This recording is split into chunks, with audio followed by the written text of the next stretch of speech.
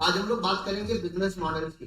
Business models की बात कभी क्यों करनी है, क्योंकि मैंने आपको बताया था unless and until you understand the nature of business and nature of entity, दो चीजें आपको समझनी होती है।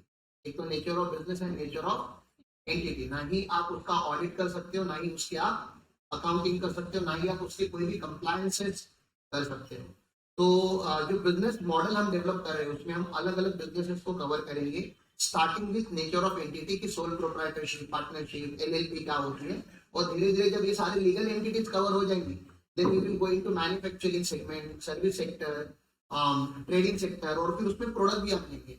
मैन्युफैक्चरिंग ऑफ टेक्सटाइल का बिजनेस कैसे चलता है, मैन्युफैक्चरिंग ऑफ फार्मा का बिजनेस कैसे चलता है, सर्विस में चार्टर्ड अकाउंटेंसी फर्म कैसे चलती है, एजुकेशन या कमर्शियल कोचिंग क्लासेस कैसे चलते हैं। तो sector wise we will go slowly slowly, लेकिन पहले हम लोग बेसिक समझ लेते हैं कि एंटिटी क्या होती है, एक गाड़ी का ढांचा क्या होता है। इंजन बाद में बिठा लेंगे, लेकिन आपको बड़ी गाड़ी, ट्रक क्या होता है, टेम्पो क्या होता है, टू व्हीलर क्या होती है, फोर व्हीलर क्या होती है, ऑटो रिक्शा क्या होता है। तो we are going to talk about the entity, एक outer structure of the entity जो क्या होता है। तो कभी भी आपके पास कोई भी क्लाइंट आता है, ठीक है ना, तो क्लाइंट को ना यूजुअली पता नहीं होता कि हमें बिजनेस कैसे करना है, ठीक है। तो हिस्टोरिकली बिजनेस चालू कैसे हुआ है, मुझे बताइए। व्यापार तो अभी चालू नहीं हुआ ना, आज 15-20 सालों में व्यापार चालू हुआ है क्या? जब से ह्यूमन सिविलाइजेशन चालू हुआ, जब से हम सिविलाइज सोसाइटी में रहना चालू हो गए, तब से व्यापार एग्जिस्ट करता है। मतलब जब करेंसी भी नहीं थी, आपको तो पता है ना, करेंसी भी नहीं थी, जब करेंसी करके कुछ कॉन्सेप्ट नहीं था, तभी भी व्यापार चलता था, बार्टर सिस्टम पे चलता था। बार्टर सिस्टम मतलब मैं अगर गेहूं बनाता हूँ, आप चावल बनाते, तो मैं अपने गेहूं आपको दूंगा, आपके चावल मुझे दोगे। तभी मार्केट में सब अपनी अपनी चीजें लेकर आते थे, और वो चीजें अपनी क्या करते थे, वो लोग बार्टर सिस्टम पे एक्सचेंज करते थे। लेकिन फिर उसमें प्रॉब्लम ये होता था कि यूनिट मेजरमेंट नहीं समझता कि कितने किलो गेहूं के अगेंस्ट कितने किलो चावल देने हैं। और मुझको तो चावल की जरूरत भी नहीं रहती थी, मैंने तो चावल ऑलरेडी खरीद लिया है। तो मुझे ऐसी कोई यदि कॉमन कमोडिटी, कॉमन कुछ तो एक चीज चाहिए थी जो सबको चाहिए। समझ में आ रहा है? And that's how concept of money got evolve, कि पैसा एक ऐसी चीज है जो सबको चाहिए, और जिसके पास पैसा होगा वो कुछ भी खरीद सकता है। ये समझ में आ रहा है आपको? तो इसलिए मनी करके कॉन्सेप्ट एग्जिस्टेंस में आया, और हम लोग ने अलग अलग करेंसी देखी, अलग अलग राजाओं ने अपनी अपनी करेंसी लाई, मुद्रा लाया, ये किया वो किया, बहुत सारी उसकी ह्यूमन हिस्ट्री है। तो जब बिजनेस इवॉल्व हुआ, जब बिजनेस एग्जिस्ट हुआ, तो आपको पता है कि फीमेल जो थी घर की, वो बिजनेस में इन्वॉल्व नहीं होती। अब फीमेल नहीं होती तो बच्चे इन्वॉल्व होंगे क्या? बच्चे भी इन्वॉल्व नहीं होते।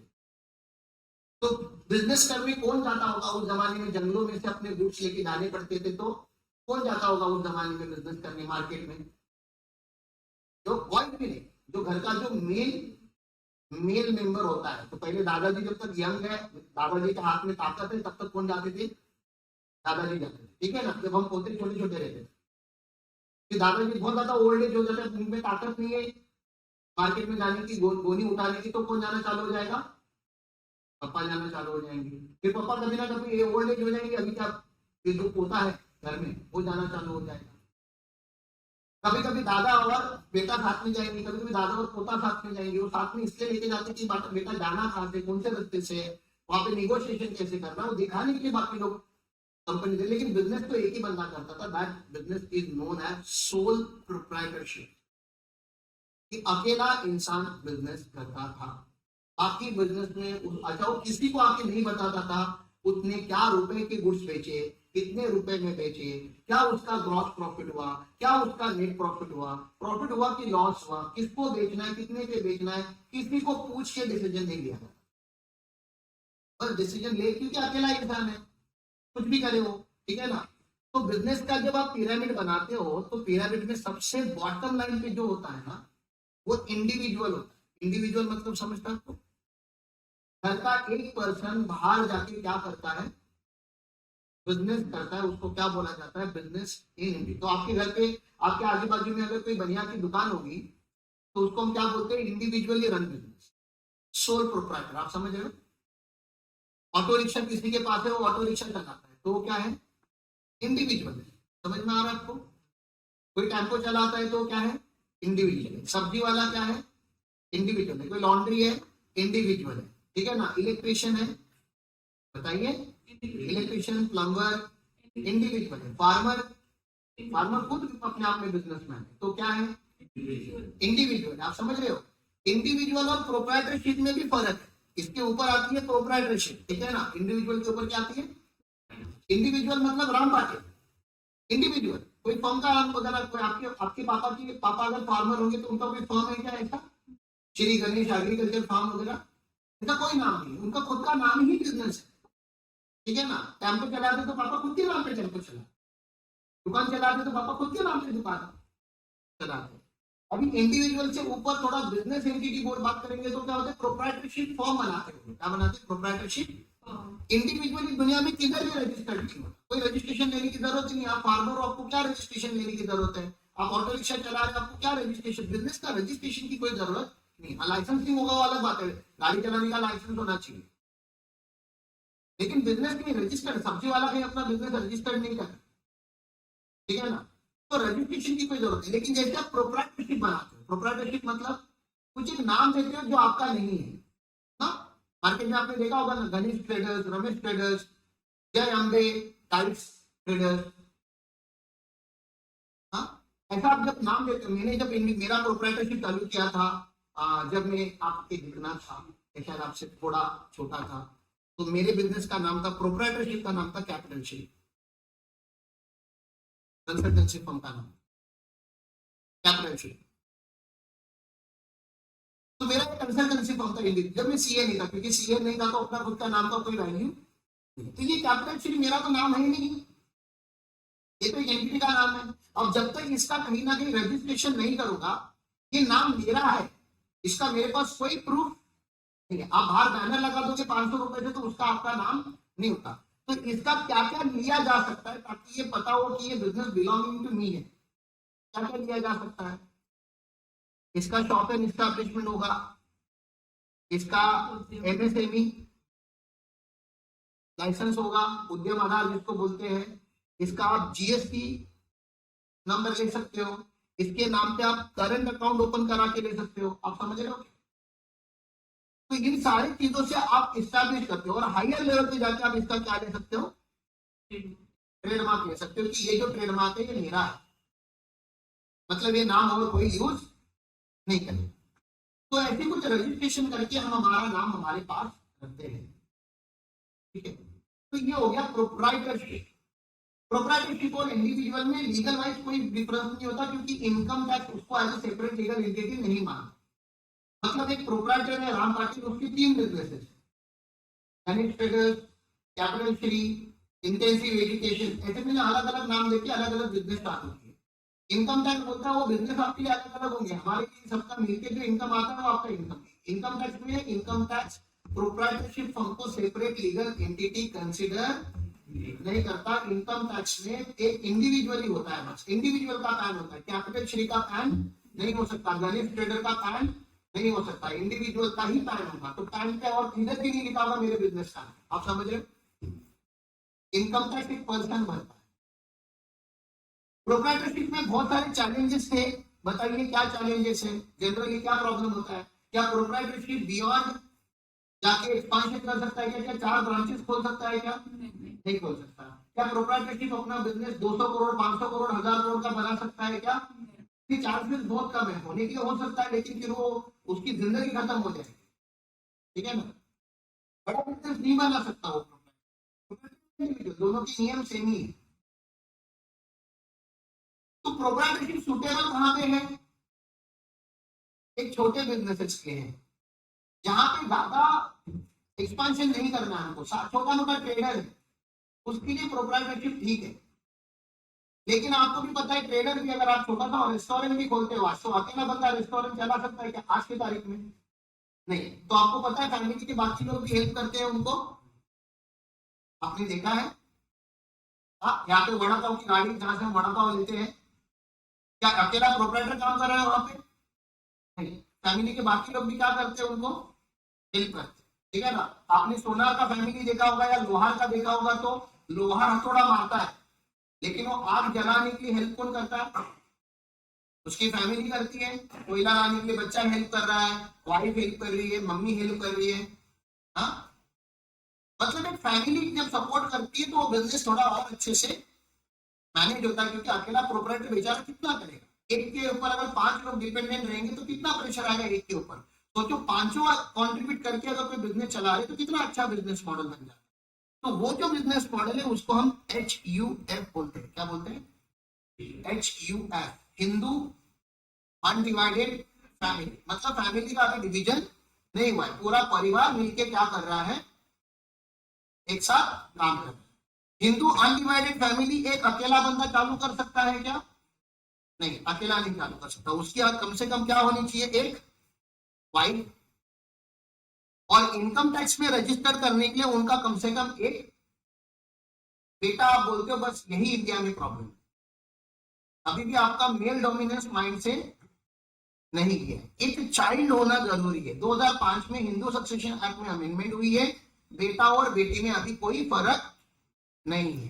बेटी भी होगी तभी भी चलेगा, बेटा होगा तभी भी चलेगा। पहले जमाने में था कि बेटा होगा तो ही उसको हमारी बोलते ना आगे क्या तो वंशाचा विवाह वगैरह, यू नो दिस कॉन्सेप्ट की आगे हमारा जो घर चलाएगा वो बेटा ही चलाएगा। अभी बेटी को भी उतनी ही राइट है जितनी एक बेटे को है। कल अगर प्रॉपर्टी का विभाजन होता है तो बेटी को भी उतना ही शेयर मिलेगा जितना बेटे को मिलता है, क्योंकि दोनों को पैदा करने वाले माँ बाप सेम है तो दोनों के हक भी सेम होनी चाहिए। अलग होने का कोई रीजन नहीं है, ठीक है ना। तो ये एक फैमिली मिलकर जब बिजनेस रन करती है तो इसको क्या बोला जाता है, हिंदू अनडिवाइडेड फैमिली। प्रोप्राइटर से अच्छा ही होगा ये, बताइए क्यों? प्रोप्राइटर में पूरा काम कौन कर रहा था, एक ही बंदा कर रहा था। सारे डिसीजन कौन ले रहा था, अकेला ही रहता था। पैसा भी कौन मैनेज कर रहा था, प्रोप्राइटर ही कर रहा था। समझ में आ रहा है आपको?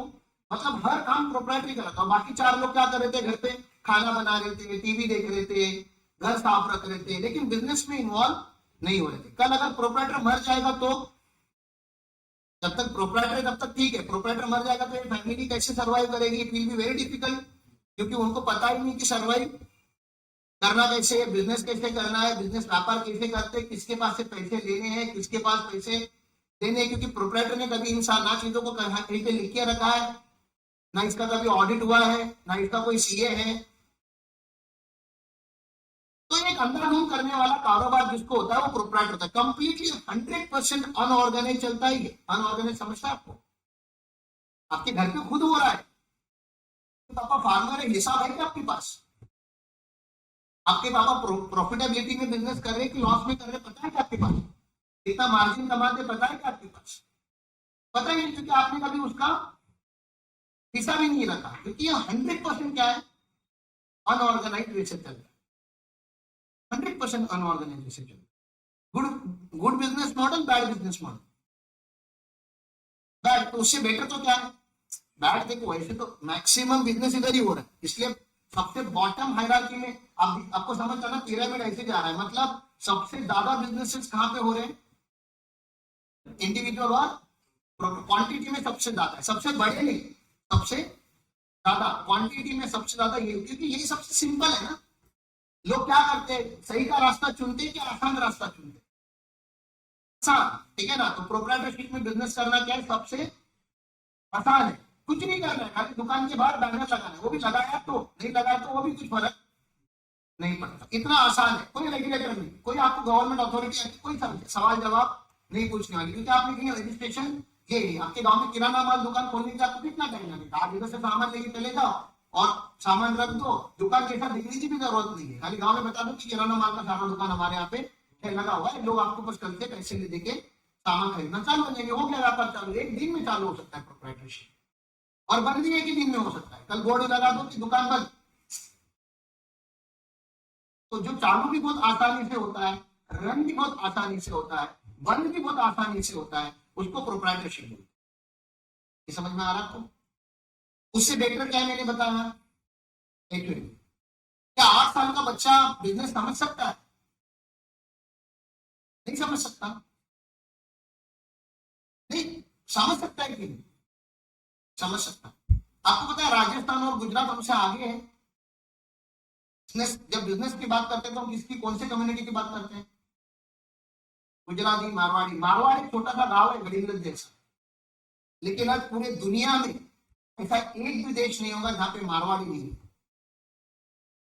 एक भी ऐसा देश नहीं होगा, एक भी ऐसी सिटी नहीं होगी। सिटी की बात करो, देश तो छोड़ दो, सिटी नहीं होगी जहां पे मारवाड़ी नहीं, ठीक है ना, इजीली आइडेंटिफाई। उनके कान में बाली होती है, आपने देखा होगा। उनकी लेडीज लोग अलग उल्टी साड़ी पहनते हैं, इस साइड से नहीं, इस साइड से उनका बदल होता है, ये उल्टा होता है जैसा भी option. And then the very basic life. और बहुत बड़े बड़े व्यापार नहीं करते, छोटे मोटे व्यापार करते, दुकान चलाते, ये करते वो करते, लेकिन करते व्यापारी। और उनको जब आप व्यापार करते हुए देखोगे तो उनके जो बच्चे अभी 2 साल के 3 साल के हैं, वो आपको दुकान में ही दिखेंगे, घर पे नहीं दिखेंगे। इसका क्या मतलब होता है, जब से पैदा हुए तब से उनको क्या सिखाया जाता है, व्यापार सिखाया। ऑब्वियसली वो व्यापार ही करते हैं आगे। तो 3 साल का लड़का भी व्यापार सीख सकता। इनफैक्ट जो माँ प्रेग्नेंट होती है वो भी काउंटर पे रहती है, वो भी दुकान में रहती है। मतलब जब से उसका इंसेप्शन हुआ है तब से उसके डायरेक्टली इनडायरेक्टली जो उसने सुना है वो व्यापार ही सुना है, बिजनेस ही सुना है। इसलिए हिस्ट्री गवाह है कि they are the best business people. बनिया बुद्धि बोलते हैं, जो गॉड गिफ्ट माना जाता है, सबसे आगे व्यापार में बनिए हैं। और वो उस राज्य से बिलोंग करते क्योंकि उनके घर पे कल्चर ही वैसा। तो आप महाराष्ट्रियन हो, नॉर्थ इंडियन हो, साउथ इंडियन हो, और आपको व्यापार नहीं आता, तो you should blame your parents, क्योंकि उन्होंने कभी व्यापार किया ही नहीं और आपको सिखाया। महाराष्ट्रियंस में majority they are job oriented people. उनको क्या चाहिए, हमको अच्छी शिक्षा क्यों दी जाती है, क्या सिखाया गया आपको बचपन से, क्या बताया गया, अच्छी शिक्षा लोगे तो क्या मिलेगा, अच्छा जॉब मिलेगा। अच्छा जॉब मिलेगा तो अच्छा लड़का या अच्छी लड़की मिलेगी, बच्चे अच्छे स्कूल में जाएंगे, ऐसा हमको बचपन से सिखाया है। अच्छा जॉब करके दुनिया में कहीं एग्जिस्ट ही नहीं करता, लेकिन नो अच्छा गवर्नमेंट जॉब अच्छा होता है। आप जाके पूछो किसी गवर्नमेंट, जैसे पुलिस बनने के बाद तो बहुत अच्छा, पूछो किसी पुलिस वाले से, सर आर्मी में चले जाएंगे तो बहुत ही अच्छा जॉब होता है। आप किसी आर्मी वाले के बाजू में बैठ के उसको बोलो कि वो सब वो तिरंगे वगैरह की बात मत करो, शहीद होने के बाद तिरंगा मिलेगा, वो सब उधर जॉब करने के टाइम पे आपको कितना मजा आया वो बताओ। और डू नॉट लाई, अच्छा भी होगा। आप रियल स्ट्रगल बताओ जो रोज के। हिमालय हमको दूर से पिकनिक पे जाते 2 दिन बहुत मजा आती है, स्नो स्नो स्नो, दिन भर अगर उसमें खड़ा रहना होगा तो कैसे लगेगा आपको, कभी भी गोली लग सकती है एनी मोमेंट, कैसे लगेगा। आप पर्टिकुलर पीरियड के लिए 5 साल के लिए 10 साल के अपनी फैमिली के पास आप नहीं रहोगे, कैसे लगेगा। तो there is no best job in this world, ठीक है ना।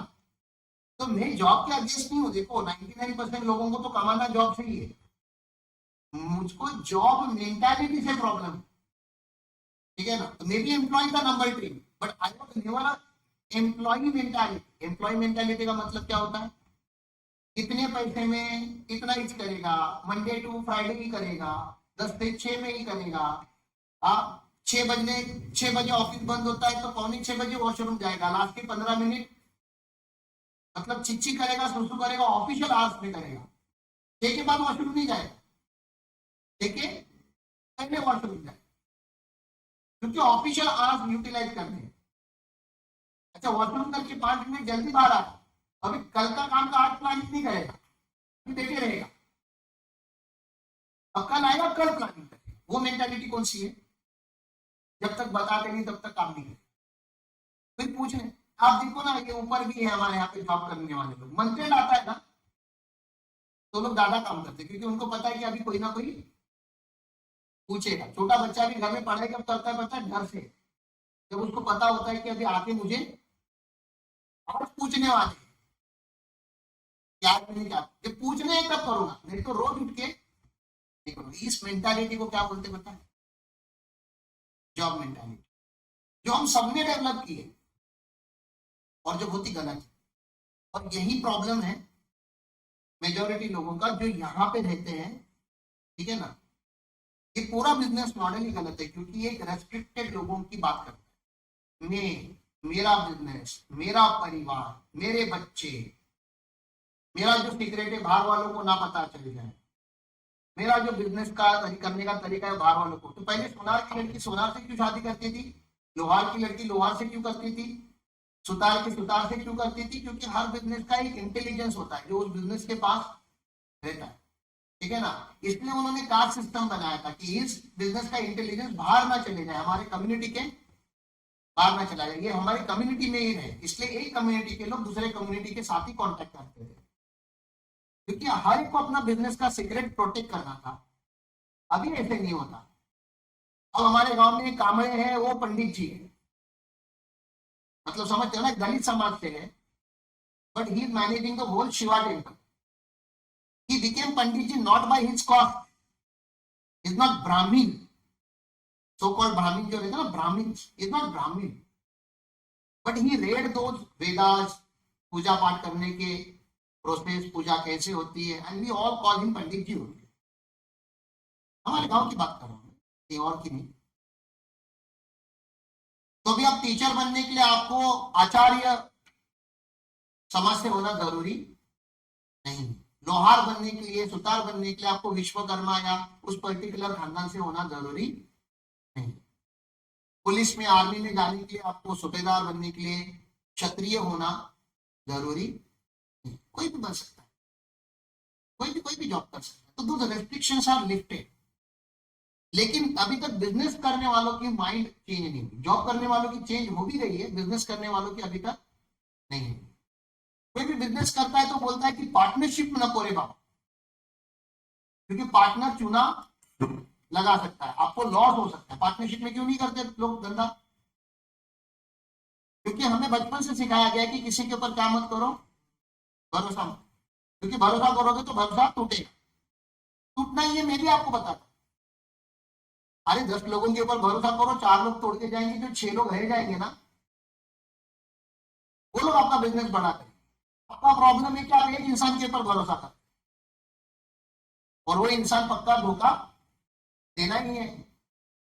और कभी कभी वो धोखा देने वाला इंसान ही आपको, क्योंकि अगर आपने किसी के ऊपर भरोसा किया, इसका ये भी मतलब है कि किसी ने आपके ऊपर भरोसा किया।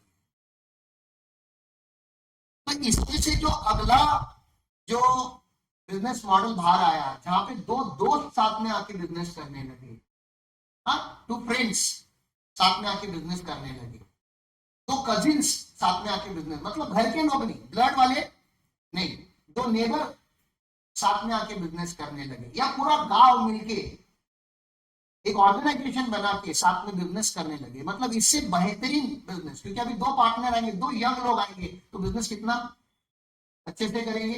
एक कॉमर्स वाला और एक इंजीनियर दोनों साथ में आएंगे तो कितना अच्छा बिजनेस, फाइनेंस में पूरा हैंडल करेगा भाई, तो पूरा बिजनेस हैंडल कर।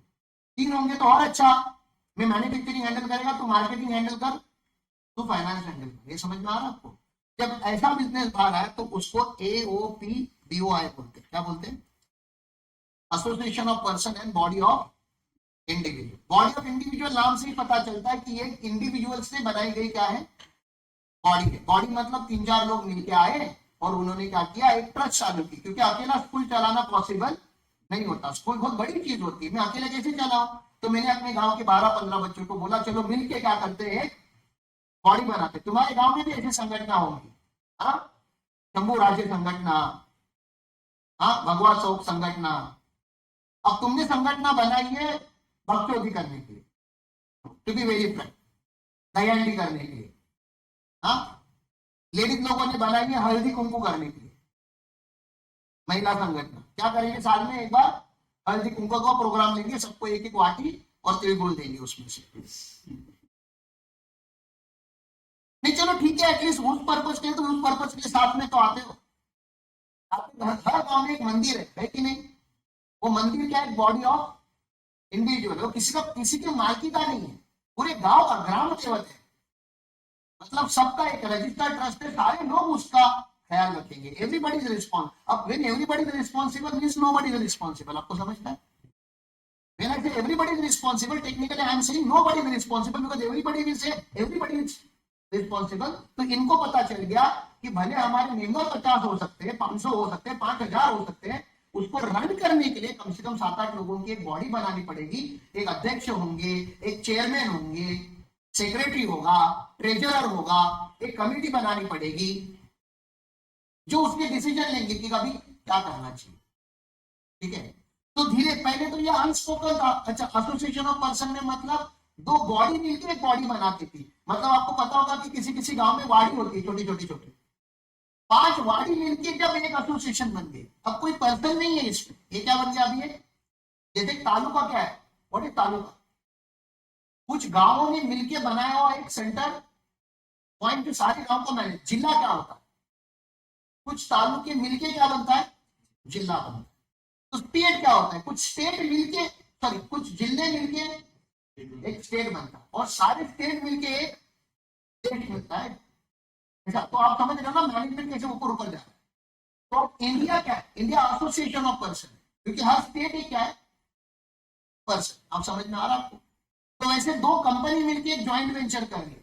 मेरे पास जमीन है, आप बिल्डर हो सकते, मेरा प्रॉब्लम क्या है पता है, मेरे पास बिल्डिंग बनाने का ना टैलेंट है ना पैसा।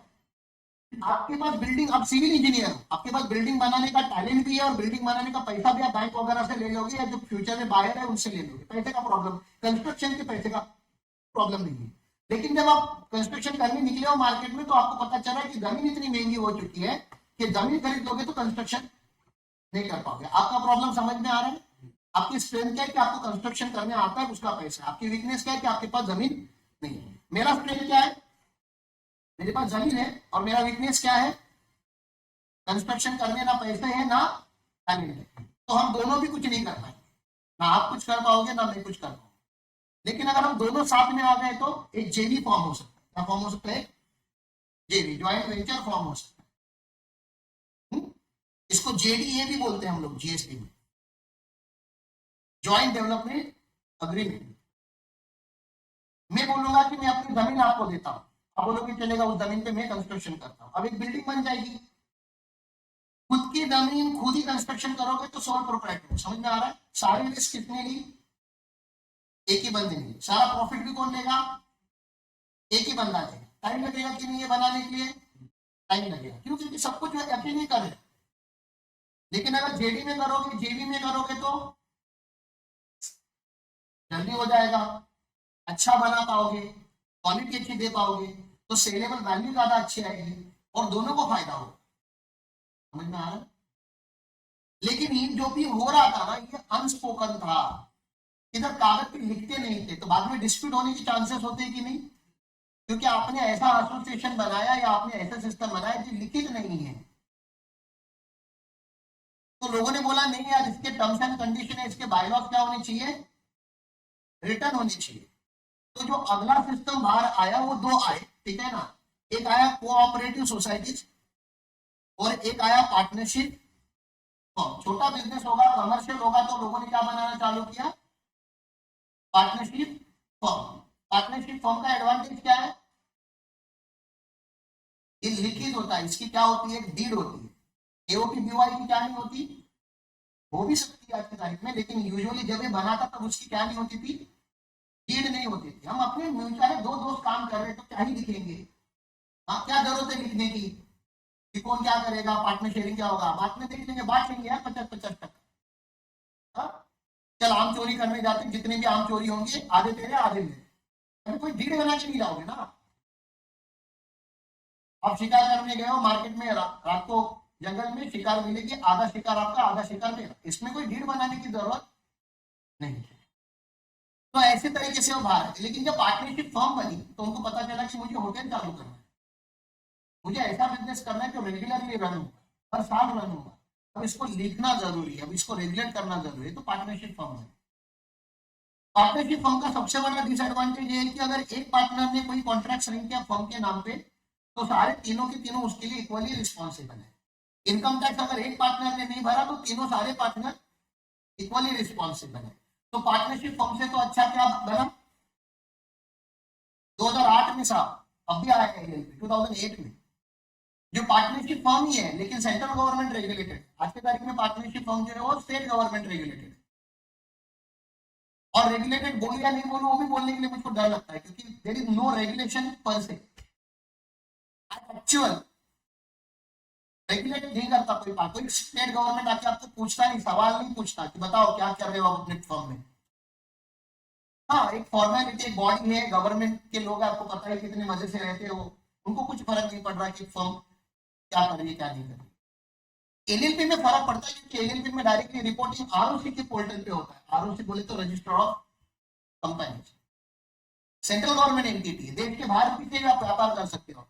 यूएसए में, कनाडा में इसी कॉन्सेप्ट को एलएलसी बोला जाता है, लिमिटेड लायबिलिटी कॉर्पोरेशन। तो एक widely accepted, globally accepted entity है एलएलपी।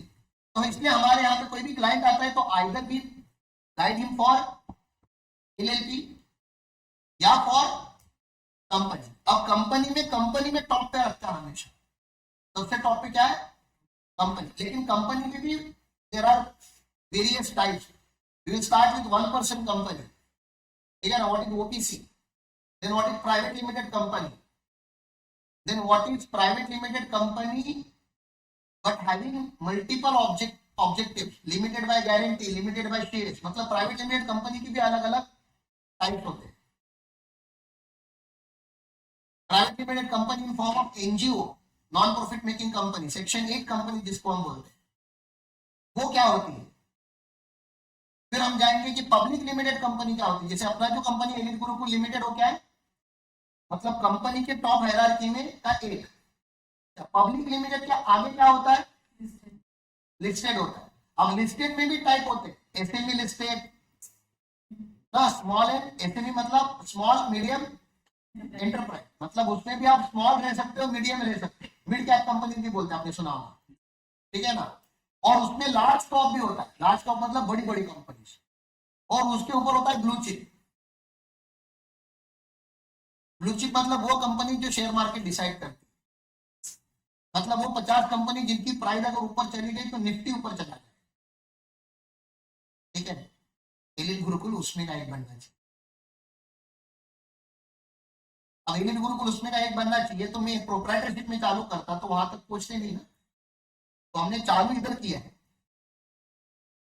तो we have already reach to the almost third last fourth last position. तो अकेले क्यों नहीं कर रहा, प्रोप्राइटरशिप करके क्यों नहीं रखा, 4 लेवल तक मैनेजमेंट हायरार्की क्यों बना रहा हूं, इतनी मेहनत हम दिन रात क्यों कर रहे हैं, आपको ट्रेनिंग क्यों दिया जा रहा है, क्योंकि हमें लिस्टेड एंटिटी बनना है। That is the next immediate next target is what, listed entity. पहले लिस्ट हो जाएंगे मार्केट, अब लिस्टेड बनने के उधर रुक जाएंगे क्या, नहीं, अब हम परफॉर्म करना चालू करेंगे। तो स्मॉल से चालू करेंगे, स्मॉल का एक दिन क्या बन जाएंगे मीडियम, मीडियम से क्या बन जाएंगे लार्ज, लार्ज से एक दिन क्या बन जाएंगे ब्लू चिप, और ब्लू चिप के बाद हम बन जाएंगे निफ्टी 50 जो कंपनी होती है उसमें की एक कंपनी बनेंगे।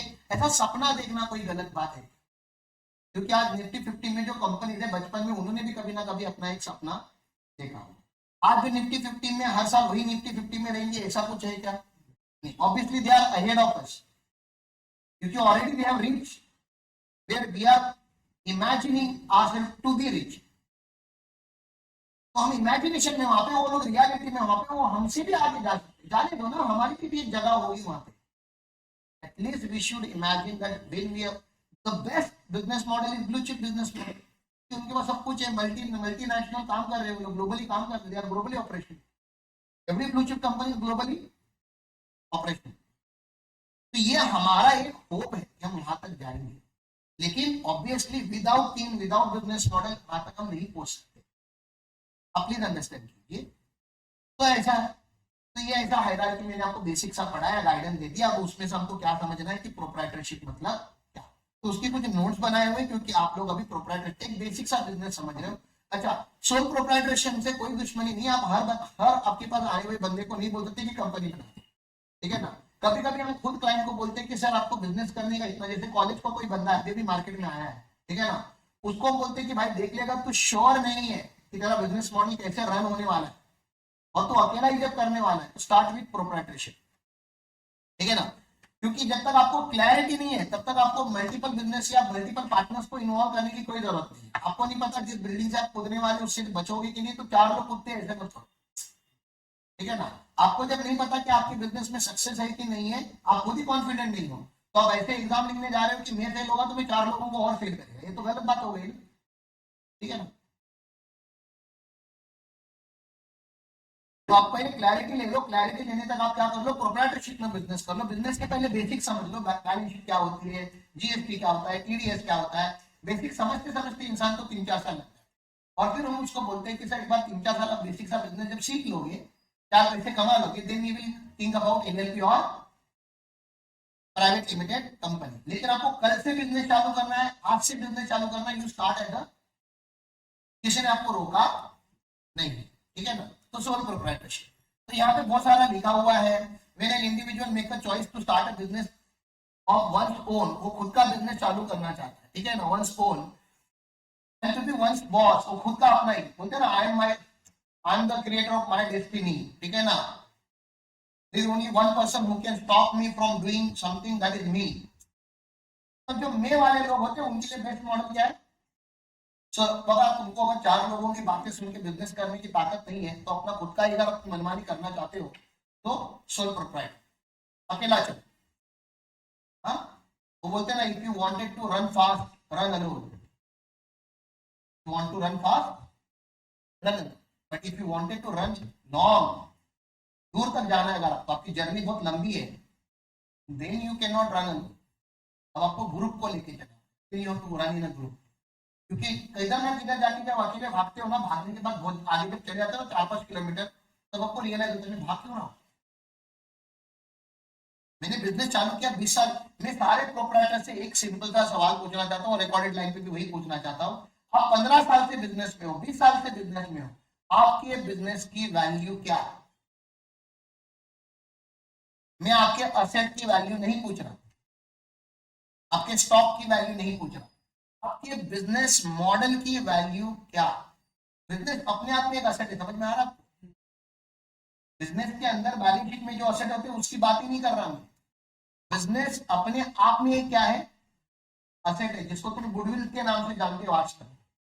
हाँ, मतलब है लेबर की कमिटमेंट, एम्प्लॉयज की कमिटमेंट, फाउंडर का दिमाग, कस्टमर लॉयल्टी, ये सब बैलेंस शीट में होता है क्या असेट साइड में, नहीं होता। इन सबकी वैल्यू और इसकी वैल्यू ज्यादा होती है as compare to your fix asset in the balance. Tangible से इनटैंजिबल्स की वैल्यू ज्यादा होती है, क्योंकि टैंजिबल तो पैसे से मिल जाता है, इनटैंजिबल पैसे से भी नहीं मिलता। You can not buy customers loyalty, you can not buy trained team, you can not buy dedicated team, you can not buy visionary people in your organization, you cannot, there is no money to it, but there is value attached to it। आप top 10 का episode देख लो या कोई भी investors का reading देख लो, sometimes they से I do not invest in the business, I invest in the businessman, I do not invest in the business model, I invest in the founder, I like the founder, ये बंदा सही है, ये कुछ ना कुछ कर ही दिखा है। Okay, so there are people like this। तो yes, sole proprietorship, though it is the one of the simplest business model, it is not saleable, you cannot sell your proprietorship to somebody else, very difficult to sell, क्योंकि sole proprietor मतलब लोग आपके business से नहीं, आपसे connected रहते, आपके जो एम्प्लॉयज होते हैं वो मालिक से कनेक्टेड रहते, मालिक है तो सब है, मालिक का बेटा भी उनको नहीं चलता, समझ में आ रहा है आपको, क्योंकि मालिक ही सब कुछ करते थे। अपनी प्रॉब्लम है मालिक को बताऊं, यार पैसे चाहिए मालिक को बताऊं, मालिक है तो सब है, मालिक नहीं है तो कुछ नहीं है। ऐसा बिजनेस मॉडल अगर आपने जनरेट करना है तो वो सोल प्रोप्राइटर है। थोड़ा अच्छा भी है, थोड़ा रिस्की भी है, रिस्की ज्यादा है, क्योंकि कल अगर आप नहीं रहोगे तो एक बात तो पक्का है कि वो बिजनेस बंद होगा। मतलब जो 15 साल से आपने मेहनत करके जो बिजनेस मॉडल बनाया था, वो मॉडल को कंटिन्यू करने के लिए कोई है ही नहीं, आपके बेटे को जीरो से शुरू करना पड़ेगा, क्योंकि आपने सोल प्रोप्राइटरशिप बनाया। उसी की जगह पे आप प्राइवेट लिमिटेड कंपनी बनाते एलएलपी बनाते, फर्म बनाते एटलीस्ट, तो क्या होता, जहां आपने बिजनेस आप जीरो से लेके यहां तक लेकर गए हो, आपके जाने का थोड़ा सेटबैक लग सकता है, थोड़ा नीचे आ सकता है बिजनेस, लेकिन यहां से फिर से रिस्टार्ट हो जाता है। Look at Infosys, Narayana Murthy started it from the scratch and look where it is now. और कल नारायण मूर्ति नहीं भी रहेंगे, तभी भी बिजनेस रहेंगे। धीरू भाई अंबानी आज नहीं है, फिर भी बिजनेस है। टाटा के जो फाउंडर है, जिन्होंने टाटा शुरू किया था 150 साल पहले, वो आज नहीं है, लेकिन बिजनेस है। वो सोल प्रोप्राइटरशिप में नहीं था। अगर आपको बिजनेस को एक जनरेशन के आगे पहुंचाना है तो it can not B sole proprietorship. एक ही जनरेशन का काम करना चाहते हो, आप तक ही करना चाहते हो तो सोल प्रोप्राइटरशिप, ठीक है ना। तो ये बात हो गई उसकी। as it can be regarded as the easiest and earliest form of the business as a human occupation. This form of business organization is much appreciated in entrepreneurship literature. The sole proprietor is regarded as an economic hero, an autonomous individual who organizes production, uses creativity, ingenuity in innovation, bears risk, uncertainty. ये सब कुछ कौन करता है बताओ? अरे क्या क्या लिखा है इन्होंने यहाँ पे, ये खुद ही करता है ना, इकोनॉमिक हीरो है वो। आप समझ रहे हो ना, पूरा मूवी एक हीरो के लिए लिखा जाता है, सब कुछ हीरो ही करेगा, प्यार भी हीरो ही करेगा, गाना भी हीरो ही गाएगा, हीरोइन को भी हीरो ही बचाएगा, सारे गुंडों को हीरो ही अकेला मारेगा। वो मूवी में चलता है, रियल लाइफ में नहीं, ठीक है ना। Drawing analogy from music, the solo entrepreneur is not merely the composer, director of the enterprise orchestra, but also one person man. समझ में आ रहा है? ये पता नहीं, ये सीए इंस्टीट्यूट से लिया आपने, ये मजाक उड़ा रहा है, समझ में आ रहा है क्या? सीए इंस्टीट्यूट बता रहा है कि सोल प्रोप्राइटर मतलब क्या, समझ रहा है क्या? बजाना भी आपको ही है, गाना भी आपको ही है और नाचना भी आपको ही है। आप वन मैन ऑर्केस्ट्रा हो, ठीक है ना। When the business grows, such autonomous behavior becomes limiting factor. जब बिजनेस बड़ा हो जाता है, शुरू में मजा आता है कि सब कुछ मैं ही कर रहा है, मैं ही बैंड बजा रहा है, मैं ही सब कुछ कर रहा है, मैं ही गा रहा है, शुरू में बहुत मजा आता है। लेकिन जब बिजनेस ग्रो होता है तो वही आपका क्या बनता है, जिसने शुरू किया था वही उस बिजनेस का बॉटल लेक है। बॉटल लेक मतलब समझता है, बॉटल ऐसी होती है और आगे जाके क्या हो जाता है, छोटा हो जाता है। आप ही अपने बिजनेस की स्पीड में करो, आपका बिजनेस आपके ऊपर नहीं जा रहा है क्योंकि आपने उसको रोक के रखा, you don't want it to grow.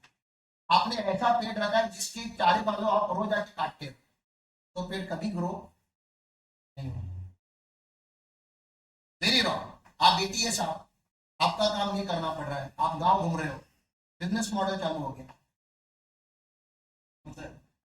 For recorded people, YouTube people, हमारे बिजनेस ऑफिसर है, चीफ रिसोर्स ऑफिसर है, उनकी ये रिस्पॉन्सिबिलिटी थी कि वो बताए बिजनेस क्या होता है, कैसे होता है। वो गांव घूमते रहते हैं तो मुझको करना पड़ा।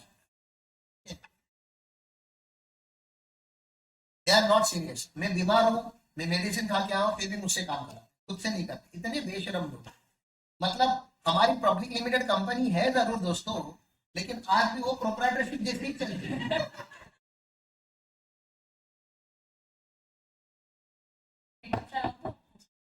नहीं बस ठीक है। When business grows, such autonomous behavior becomes the limiting factor, as the entrepreneur or sole proprietor is required to share decision making and let go the control over the business. ठीक है ना। जब तक आप अभी अपना डिसीजन मेकिंग छोड़ के किसी और के हाथ में नहीं देते हैं, हाँ, तब तक आप बिजनेस को ग्रो कर ही नहीं सकते। आपको आज नहीं तो कल एक के दो, दो के तीन, तीन के चार करने ही पड़ेंगे, तभी आपका बिजनेस ग्रो होगा, नहीं तो ग्रो होगा ही नहीं। और तब इसको बहुत बुरा लगता है, क्यों बताओ? हर दिन सोल प्रोप्राइटर घर पे क्या सोचता पता है, मेरी हाथ में कंट्रोल होता ना तो बहुत अच्छा होता। सबको ऐसे लगता है कि मैं खुद ही कर लेता ना तो बहुत अच्छे से कर। मुझे भी ऐसा लगता था पहले कि इन लोगों को पावर देने से अच्छा है मैं खुद ही कर लूं, सारे डिसीजन मैं ही ले लेता हूं। तो chances of taking wrong decision और चांसेस ऑफ इन डिसीजन, अभी हमारे ऑर्गेनाइजेशन में रॉन्ग डिसीजन बहुत कम होते हैं। बताओ क्यों? क्योंकि लोग डिसीजन लेते ही नहीं। आप लोग अब एग्जाम में फेल हो ही नहीं रहे, ही नहीं है, तो in decision self the crime. कुछ नहीं करना तो सबसे बड़ा क्राइम, कम से कम जाके फेल होते। मैथ्स तो खेला, हाँ? तो ये बहुत गलत करते हो तुम लोग, देखो कब सुधरते हो। The business undertaken could be on small scale. ये सुटेबल है इसके लिए हमेशा। कोई बोलता है बड़ा बड़ा, मुझको ना ऐसे टाइप के लोग बिल्कुल अच्छे नहीं लगते। ये बोलते हैं इतना हो गया ना, ऊपर वाले की कृपा है, सब सही चल रहा है, बच्चे स्कूल जा रहे हैं, माँ बाप की दवाई हो रही है, मेरा घर चल रहा है, थोड़ा सेविंग्स करके रखा है, सब सही चल रहा है। अरे पागल, आज सही चल रहा है, कल का क्या, 10 साल के बाद का क्या, 25 साल के बाद का क्या, और नेक्स्ट जनरेशन आके तुझको गाली देने वाली है उसका क्या, कि बाकी सबके बाप जब सब मेहनत करके डबल कर रहे थे बिजनेस, तो मेरा बाप इधर बैठ के न्यूज़पेपर पढ़ता था रोज। तो अगर आपको कल की चिंता है तो आज आप डबल करो, क्योंकि आप पे ताकत है। जब तक ताकत है तब तक काम करो ना, सेटल क्यों हो रहे? Why do you want the retirement life? अभी से ही age of 32 I will retire, क्या? अबे साले एट एज ऑफ 31 तो लोग काम करना चालू कर। नहीं, आई वर्क हार्ड, फिर शेयर मार्केट में 1 करोड़ लगा दूंगा, फिर मार्केट मेरे को 15% रिटर्न हर साल देगा, 15 लाख साल का बहुत हो गया। वेरी गुड, ठीक है ना? ऐसा होता है क्या? होता है, ऐसा सबको लगता है, ठीक है ना? तुमको तुम्हारे पास भी आएगा ऐसा डबल करने का स्कीम, 21 दिन में पैसा डबल, ठीक है? अब तुम्हारा प्रॉब्लम हुआ कि वो डबल करने के लिए भी तुम्हारे पास नहीं, तुम्हारे 2 रुपए डबल हो कि 4 हो, ठीक है ना?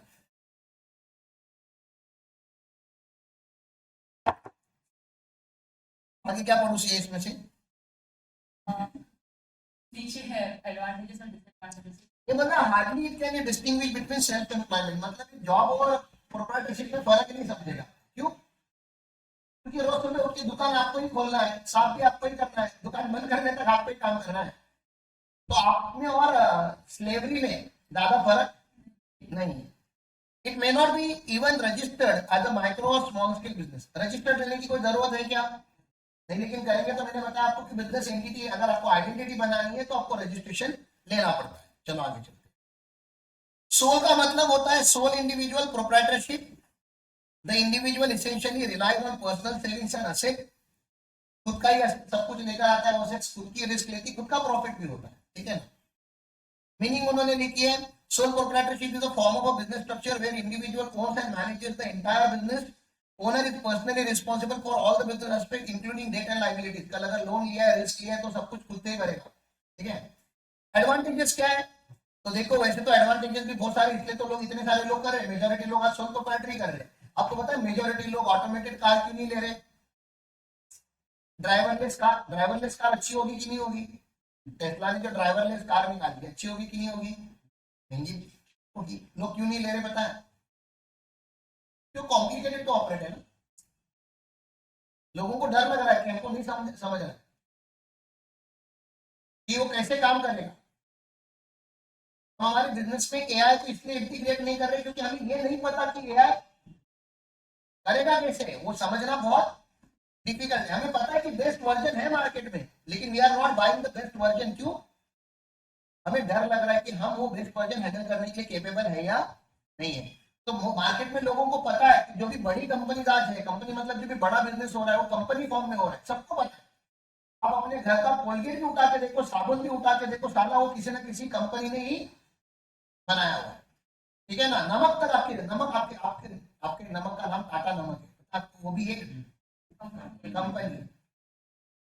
मतलब कंपनी बड़ा बिजनेस कर सकती है, ये सबको पता है, लेकिन कंपनी चालू करने से सब डरते हैं। क्यों? कंपनी चालू करने से सब इसलिए डरते हैं क्योंकि लोगों को कंपनी मतलब क्या ये समझता ही नहीं। ऐसा नहीं कि अगर बैठ के रीड करेंगे, वीडियो देखेंगे, हम जैसे लोगों से बात करेंगे तो सब नहीं समझेगा, उनको समझना भी नहीं। और इसलिए वो लोग यहाँ पे, क्योंकि उनको यहाँ रहने के अपने एडवांटेजेस लगते हैं, ठीक है ना? क्या एडवांटेज है? Autonomy of being one's boss, तुमको पूछने वाला कोई नहीं। ऐसा लगता जरूर है, लेकिन एक फार्मर से पूछो कि वो 15 दिन पिकनिक पे जा सकता है क्या? आपने कभी फार्मर का इंस्टाग्राम अकाउंट देखा है क्या? यो bro enjoying in Malaysia for 15 days. अच्छा, ऐसा नहीं कि सारे फार्मर गरीब होते हैं, फिर फार्मर भी होते हैं, ठीक है ना? आप फार्मर्स को कभी भी 15 दिन का या संडे हॉलीडे ब्रो, घर पे सोएगा, आज अपन पूरा दिन टीवी देखेगा, नो हॉलीडे। आपकी दुकान, आपके गांव में किराना माल का दुकान होगा, उसका कोई वीकली ऑफ है क्या? कोई वीकली ऑफ नहीं। मतलब आप अपने खुद के मालिक तो हो, लेकिन आपको पता है कि आपने एक दिन भी अगर बिजनेस बंद रखा, एक दिन भी अपने अपने फार्म पे विजिट नहीं किया, तो आपको कुछ ना कुछ लॉस होगा, और वो लॉस देने के लिए आप रेडी नहीं रहे, इसलिए आपको रोज जॉब करना पड़ता है। तो ओन बॉस खाली बोलने के लिए अच्छा लगता है, आई am the own boy, boss the business. हाँ, मेरी जब तारीख चाहेगा तब दुकान चालू रखेगा, मेरी जब चाहेगा तब दुकान बंद रखेगा, सब बोलने के लिए अच्छा है, लेकिन एक्चुअल में वैसा नहीं है। आगे चलते, visibility of owner and personalised services, ये क्लिनिक के साथ ठीक है। कोई कोई क्लिनिक अपने नाम से नहीं, साई कृपा क्लिनिक करके है, तो साई कृपा क्लिनिक साई के नाम से नहीं फेमस होता, उधर के डॉक्टर है भाई, वो डॉक्टर जो है उधर एमडी जो है ना, वो बेस्ट है। आप किसी पर्टिकुलर दुकान से ही अपना गणपति बापा की मूर्ति खरीदते हो, क्यों? तो दुकान के नाम से कुछ लेना देना नहीं, वहां का मूर्तिकार फेमस है, ठीक है ना। आप पर्टिकुलर डेंटिस्ट के पास ही जाके अपने दांत निकालते हो, पर्टिकुलर सैलून पे जाके अपने बाल कटवाते हो, not because of their brand, because of personalised service given by the individual. तो सीए का धंधा भी वैसा ही है, वकील का धंधा भी वैसे है, सबको सीए की। कोई क्लाइंट हमको 200 रुपया देता है ना साल के, उसको भी सीए से ही बात करनी है, बताओ, ठीक है ना। क्यों? क्योंकि अरे उनको बोलने के लिए क्या लगता है, Ram Patil is my chartered accountant, they want personalised services from me, उनको पर्सनल ओपिनियन चाहिए।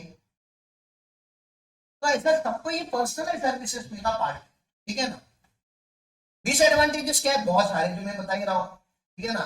क्या है? सोल प्रोप्राइटर का कैपिटल जो है वो लिमिटेड ही होगा ना, मैं अकेला कितना कैपिटल ला के ला सकता हूँ? 100 करोड़ टू माय बिजनेस, कल मेरे को 100 करोड़ मिल जाएंगे, मैं कितना अच्छा गुरुकुल बनाऊंगा, बताओ आप।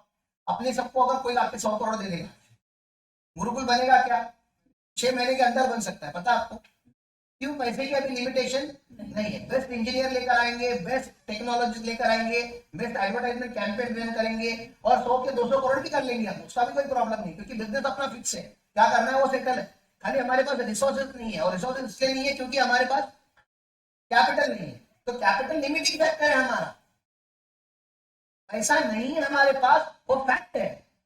ऐसा नहीं कि बिजनेस मॉडल नहीं और लोग नहीं है, सब कुछ रेडी है, खाली एक ही चीज मिसिंग है अभी गुरुकुल में, एंड दैट इज मनी। और वो भी मैं जाके वेंचर कैपिटल के पास या बैंक्स के पास से ज्यादा पैसे इसलिए नहीं उठा रहा हूँ, क्योंकि अपने बॉस ने अपने को बोल के रखा है कि अपना बिजनेस जो होगा वो बूटस्ट्रैप होना चाहिए। बूटस्ट्रैप का मतलब क्या होता है? खुद से बनाया गया हुआ बिजनेस।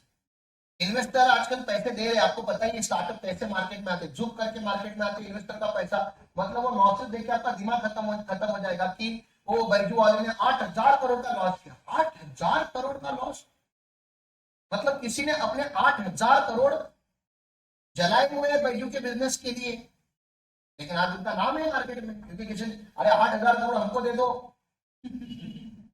हमारा भी नाम होगा। लेकिन ना ही कोई हमको 8,000 करोड़ देने के लिए बैठा है, ना ही हम किसी के दर पे जाके बैठे कि हमको दे दो, क्योंकि हमें सिखाया गया हमारे बॉस ने, हमारे गुरु ने, कि आपके तेरे मॉडल में ताकत है ना, तो तेरा मॉडल खुद ही पैसे बनाना है। और मेरे को कोई घाई नहीं है कि 6 महीने में ये गुरुकुल बन जाए या साल भर में बन जाए। जब मेरे को घाई होती है, आपको घाई होती, तो शायद मैं जाके इन्वेस्टर का पैसा लेके वो साल भर में कैसे आएगा वो देख सकता है। अपन गरीब लोग है, सब गरीब लोग साथ में आके अगर कोई बिजनेस करते तो कोई प्रॉब्लम नहीं है ना, ठीक है। किसी को उधार की मर्सिडीज में घूमने गए क्या? नहीं ना। मारुति सुजुकी चल रही है ना, बहुत अच्छी है ना, हाँ, तो बस। तो इसलिए हमको इन्वेस्टर के मनी की, पैसे की जरूरत नहीं है, ठीक है ना। हमारे हर एक रूम में, बाथरूम में एयर कंडीशन नहीं है, पंखा है, चलेगा, ठीक है ना। सोने के लिए बेड नहीं है, गद्दा है, चटाई है, चलेगा। पहनने के लिए ब्रांडेड कपड़े नहीं है, सूट बूट नहीं है, शर्ट पैंट है, चलेगा। खाने के लिए पंच पकवान 5 स्टार जैसा ऐसा बफे सिस्टम नहीं लग रहा है, 2 आइटम 3 आइटम मिलते ही चलेगा। तो हमको जितना जरूरत की चीजें उतनी सारी गुरुकुल में आज भी है। अब करके दिखाओ, that means your food, shelter, जो बेसिक नेसेसिटीज है, wifi, education, health care, basic necessity जो होती है ह्यूमन बीइंग की, वो सारी इज टेकन केयर। अब कुछ करके दिखाओ, अगला स्टेप उठा के दिखाओ। तो ऐसा हमको सिखाया गया है, हमारे गुरु है इसलिए हम ऐसे हैं, ठीक है ना। तो हमको इन्वेस्टर्स मनी रेज करने में 6 महीने का टाइम लगेगा, खाली 6 महीने में आपको मैं इन्वेस्टर लाके दिखा दूंगा, जो कपल ऑफ करोड़ तो एटलीस्ट लगा देगा, 2-5 करोड़ लगा देगा, और हमारा फिर प्रोजेक्ट बहुत स्मूथली चलेगा। लेकिन फिर आई डोंट नो, पैसा आने के बाद इंसान कभी कभी लोगों के पास बहुत कम टाइम में बहुत ज्यादा पैसा आता है, तभी भी पगलट हो जाता है। हाँ, मतलब समझता नहीं है उस पैसे का क्या करो। अच्छा अपने पास नहीं आ रहा है, ठीक है ना, या धीरे धीरे आ रहा है, स्लोली आ रहा है, क्योंकि हम मॉडल बिल्ड करते जा रहे हैं। हमारा एक क्लाइंट का 2 क्लाइंट होता है, पता है आपको, 2 के 4 क्लाइंट होते हैं। क्लाइंट को अपने को रेफर करता है, स्टूडेंट रेफर करता है। तो हमें मार्केट में नाम इस्टेब्लिश करना है। पहले हम बिजनेस एस्टैब्लिश करेंगे, उसके बाद एक्सपेंशन करेंगे। शुरू में ही एक्सपेंशन कैसे करेंगे, धीरे धीरे करेंगे, ठीक है ना। सोल बेयरर ऑफ रिस्क, आपको क्या लग रहा है गुरुकुल में मैं अकेला रिस्क ले रहा हूं क्या? नहीं, सब जितने भी लोग, हम हर एम्प्लॉय अपनी करियर दाव पे लगा है। आपके पैसे नहीं लगे दाव पे, लेकिन महात्मा ने क्या बोला, there is one resources which can not be recovered, time. तो आप सब अपना टाइम लगा रहे हो, और time is equal to life. समझ में आ रहा है? लाइफ, ये कॉन्सेप्ट टाइम में ही कंसीडर की जाती है। मतलब हम सबके पास लिमिटेड टाइम है, और उसमें के कुछ साल आप गुरुकुल में लगा रहे हो, तो आप ये मत समझो कि हमारा यहाँ पे कुछ नहीं लगा है। आपका यहाँ पे टाइम लग गया, मतलब आपकी जिंदगी यहाँ लग गई। अब आपको भी रिजल्ट प्रोड्यूस करनी चाहिए। मैं आपके पीछे लग के आपसे रिजल्ट नहीं प्रोड्यूस नहीं कराना चाहिए। You should feel responsible, I am putting time here, and if nothing is coming out, then I am equally responsible. हाँ, मेरा क्या है, मेरे पैसे भी लगे हैं, मेरा टाइम भी लगा है, मेरा इमोशन भी लगा है, मेरा लाइफ लगा है, मेरा सब कुछ लग गया, लेकिन तेरा एटलीस्ट टाइम तो लगा है।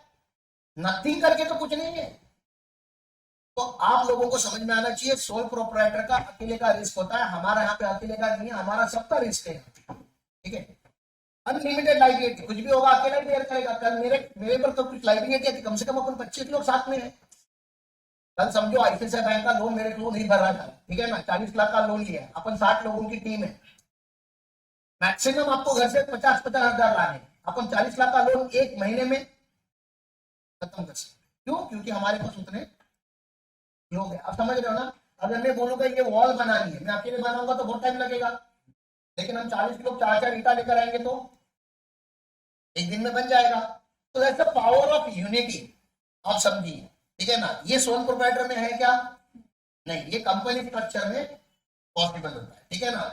फिर है तो गोइंग कंसर्न, गोइंग कंसर्न तो आपका है ही नहीं। कल प्रोप्राइटर गया, गोइंग कंसर्न खत्म। गोइंग कंसर्न मतलब कंटिन्यूटी ऑफ योर बिजनेस, आप जाने के बाद बिजनेस कंटिन्यू रहेगा या नहीं रहेगा। नहीं रहने के चांसेस ज्यादा है। कहां पे? सोल प्रोप्राइटर में। कंपनी स्ट्रक्चर में शेयर होल्डर जाने दो, नहीं आ जाएंगे, मैनेजमेंट जाने दो, क्योंकि मॉडल वहीं पे रहता है, बिजनेस वहीं पे रहता है, लीगल एंटिटी वैसे ही रहती है, ठीक है ना। रजिस्ट्रेशन प्रोसेस मैंने तो बताया कि कहीं पर रजिस्ट्रेशन करने की कोई जरूरत नहीं है। आप घर के बाहर बोर्ड लगा दो, आपका बिजनेस चालू, लेकिन फिर वो नेम आपका रिजर्व नहीं होता।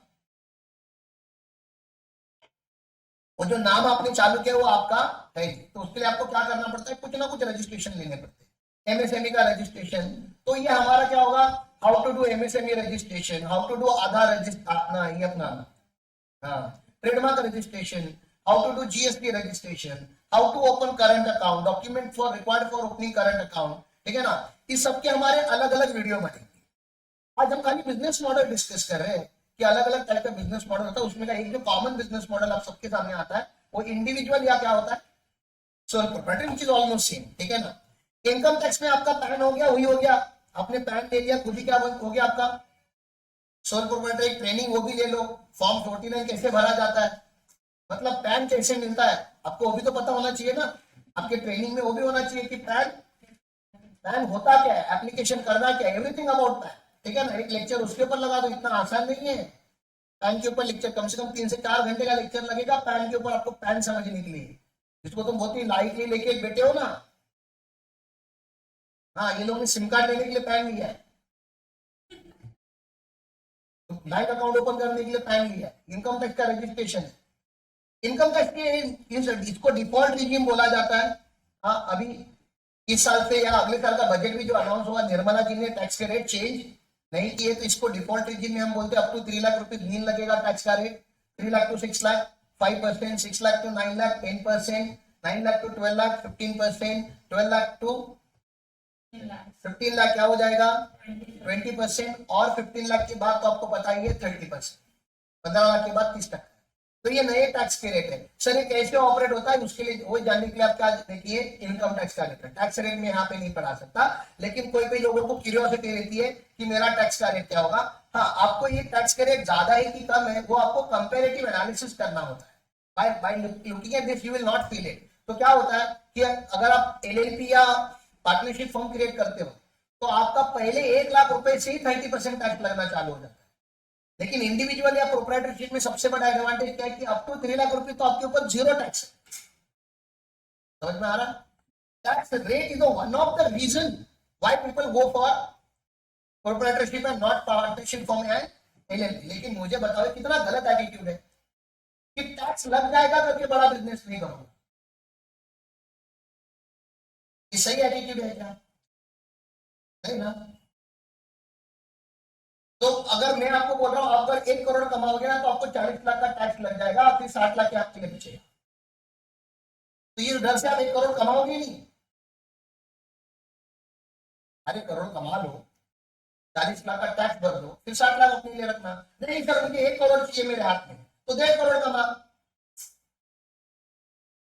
तू तेरा इनकम नेट ही पकड़ने का, क्योंकि देश चलाना भी हमारी ही रिस्पॉन्सिबिलिटी। आप इसको एक्सेप्ट करो पहले। ये बाहर रोड जो बनी है, हाईवे जो बनी है, आपके यहाँ पे जो लाइट आ रही है, आपके यहाँ पे जो टेलीकम्युनिकेशन इस्टेब्लिश हुआ है, आपके यहाँ पे रेलवे है, एयरपोर्ट है, मिलिट्री है, नेवी है, पुलिस है, एजुकेशन सिस्टम है, हेल्थ केयर सिस्टम है, राशन कार्ड है, गैस घर पे गैस सिलेंडर आता है, ये सब कुछ चलाने के लिए गवर्नमेंट वहां पे ऑपरेट होना जरूरी है और आपका उसमें कॉन्ट्रीब्यूशन ज्यादा जरूरी है। तो टैक्स तो भरना पड़ेगा। चॉइस क्यों बनती क्यों भरना है नहीं भरना है। वो जमाना चला गया जब कैश का धंधा करेंगे, ब्लैक का धंधा करेंगे और 2-5 साल आप एंजॉय कर सकते हो। और कंफर्म है कि ये गवर्नमेंट रीइलेक्ट होने वाली है, ठीक है ना। जब ये गवर्नमेंट रीइलेक्ट हो जाएगी अगले आने वाले इसमें, तो आप देखो आने वाले 2-3 साल में इनकम टैक्स का चेहरा कितना चेंज हो जाता है, जीएसटी का चेहरा कितना चेंज हो जाता है और इस देश में टैक्स की चोरी करना कितना डिफिकल्ट हो जाता है। डिफिकल्ट होगा, चोर तो हमेशा एग्जिस्ट करेंगे दोस्तों, तो आपको नाराज होने की कोई जरूरत नहीं।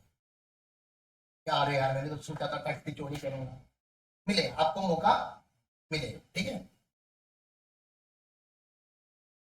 जीएसटी का रजिस्ट्रेशन लेना पड़ता है, आपको पता ही है। महाराष्ट्र का बता देता हूँ, गुड्स इंडस्ट्री में रहोगे तो 40 लाख के बाद आपको क्या हो जाता है, मैंडेटरी रजिस्ट्रेशन हो जाता है। सर्विस इंडस्ट्री में रहोगे तो 20 लाख के बाद मैंडेट में। महाराष्ट्र मतलब मेजोरिटी स्टेट्स की बात करूंगा, स्पेशल स्टेट जो 11 है उनमें कहीं कहीं पे 20 लाख का लिमिट है, कहीं 4 स्टेट में, मामीनात्री स्टेट में, मणिपुर, मेघालय, मिजोरम, ठीक है ना, उसमें जो है वो कितने का है, 10 लाख का लिमिट है। वो एक्सेप्शन नहीं है, उसके लिए सेक्शन 22 आप पढ़ लो जीएसटी का, जो हमने ऑलरेडी रिकॉर्ड किया। लेकिन जनरली लिमिट क्या है, हाँ महाराष्ट्र, कर्नाटका, गोवा, मतलब कम से कम 25 स्टेट में लिमिट जो है वो आप पहले समझ लो क्या है। 25-40 लाख का गुड्स का लिमिट है और 20 लाख सर्विस का लिमिट है। और आप गुड्स एंड सर्विस जैसे रेस्टोरेंट का धंधा करते तो वहां पे 20 लाख का लिमिट लग जाता है। लेकिन आपको बहुत सारे लोग ये बोलेंगे कि मेरा प्रोप्राइटरशिप रजिस्टर्ड होते ही मेरे को जीएसटी का रजिस्ट्रेशन दे दो, क्योंकि उनका बिजनेस मॉडल B2B में रहेगा। किसमें रहेगा? Unregistered business model is only suitable for B2C। जब आप B2C करते हो मतलब आपका जो आप जो डायरेक्टली कंज्यूमर को माल देते हो तो वहां पे B2C है, वहां पे जीएसटी नहीं लोगे तो चलता है। राम पाटिल एंड एसोसिएट मेरी जो सोल प्रोप्राइटरशिप सीए फर्म है, तो वहां वो एक जीएसटी रजिस्टर्ड है। अब मेरे को कुछ आइटम परचेज करने हैं, मेरे को ये बॉटल परचेज करना है। बॉटल में एक्चुअली इसका एग्जांपल देता हूं, एक बॉटल है, प्रेस्टीज की बॉटल है, ठीक है ना। ये बॉटल भी हमने जीएसटी रजिस्टर्ड दुकान से ली है। क्यों? क्योंकि ये बॉटल की कीमत 500 रुपया है और इसमें 60-70 रुपए का तो कम से कम क्या था, जीएसटी था। मेरे को तो इनपुट टैक्स क्रेडिट मिलेगा ना, एमआरपी तो वही देनी पड़ेगी। अनरजिस्टर्ड से लूंगा तभी भी कितनी देनी पड़ेगी, 500, क्योंकि एमआरपी उतनी ही है ना।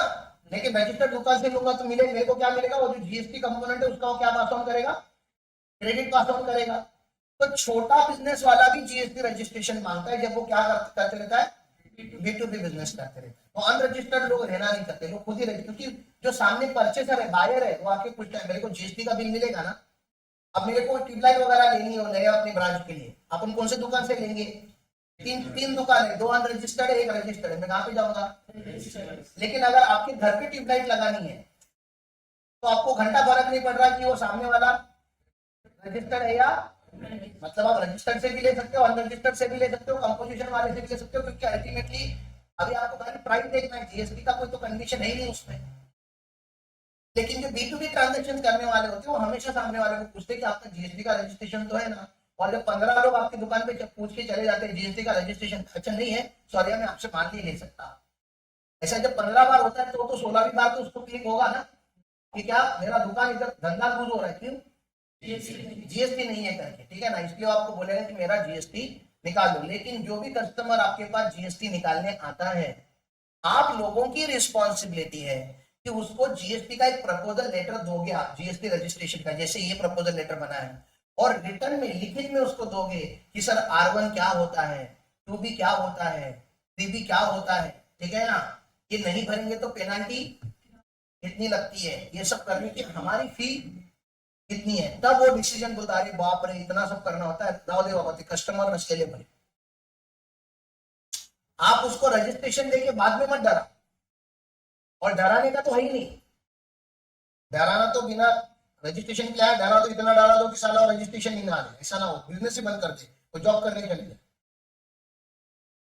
आप उसको जो बेसिक्स होते हैं जीएसटी के, इनपुट क्या होता है, आउटपुट क्या होता है, आप जब परचेस करोगे तो आप किसकी चीज का इनपुट क्लेम कर सकते हो, आप मोबाइल लोगे तभी भी बिजनेस के नाम पे लो, 2 व्हीलर लोगे तो बिजनेस के नाम पे लो, आपने भी अपनी दुकान में लाइट का सामान लाया तो बिजनेस के नाम से लो, प्लाई लोगे तो बिजनेस के नाम से लो, और जीएसटी का नंबर देना, सब उसको समझाना जरूरी है।